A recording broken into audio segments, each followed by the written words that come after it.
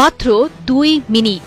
জীবন আর মৃত্যুর মধ্যে ব্যবধান ছিল হয়তোবা এতটুকুই। আকাশ ছিল একদম পরিষ্কার, ছিল না বৃষ্টিপাতের কোনো পূর্বাভাস। অন্যান্য দিনের মতো নদীর পাড়েও ছিল স্বাভাবিক ব্যস্ততা। কেউ ছিলেন তীর্থযাত্রী, কেউ পর্যটক, আবার কেউ বা কর্মসূত্রে অবস্থান করছিলেন সীমান্ত এলাকায়। মানুষগুলো হয়তোবা কল্পনাও করতে পারেননি ঠিক তাদের পেছনেই নিঃশব্দে এগিয়ে আসছে মৃত্যুদূত। হঠাৎই হিমালয়ের বুক চিরে ছুটে এলো ধ্বংসের স্রোত। কিছু বুঝে ওঠার আগেই বদলে গেল দৃশ্যপট। মুহূর্তের মধ্যেই সেই প্রলয়ঙ্কারী স্রোত ভাসিয়ে নিয়ে গেল সামনে থাকা মানুষ, সেতু, গাড়িসহ সবকিছু।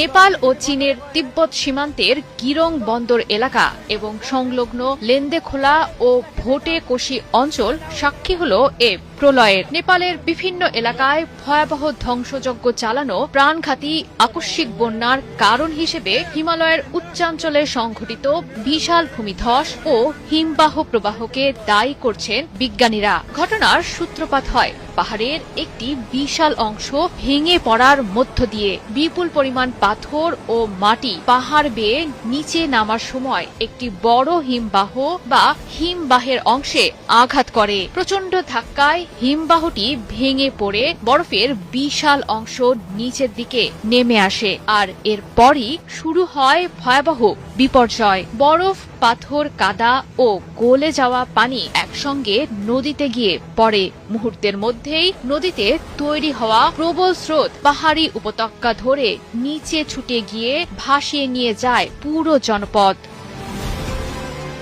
কলম্বিয়া বিশ্ববিদ্যালয়ের ভূপদার্থবিদ গোরান একস্ট্রোমের মতে ভূমিধস ও হিমবাহ ধ্বংসের ঘটনাটি এতটাই শক্তিশালী ছিল যে এর উৎপন্ন শক্তি ছিল প্রায় 5.2 মাত্রার ভূমিকম্পের সমান। এমনকি বিশ্বের বিভিন্ন সিসমোগ্রাফেও এর কম্পন ধরা পড়ে। জানান, বিপর্যয়টির ফলে সৃষ্ট বন্যার পানির উচ্চতা ছিল 130 থেকে 160 ফুট পর্যন্ত, আর পানির স্রোতের গতিবেগ ছিল ঘন্টায় প্রায় 71 কিলোমিটার পর্যন্ত।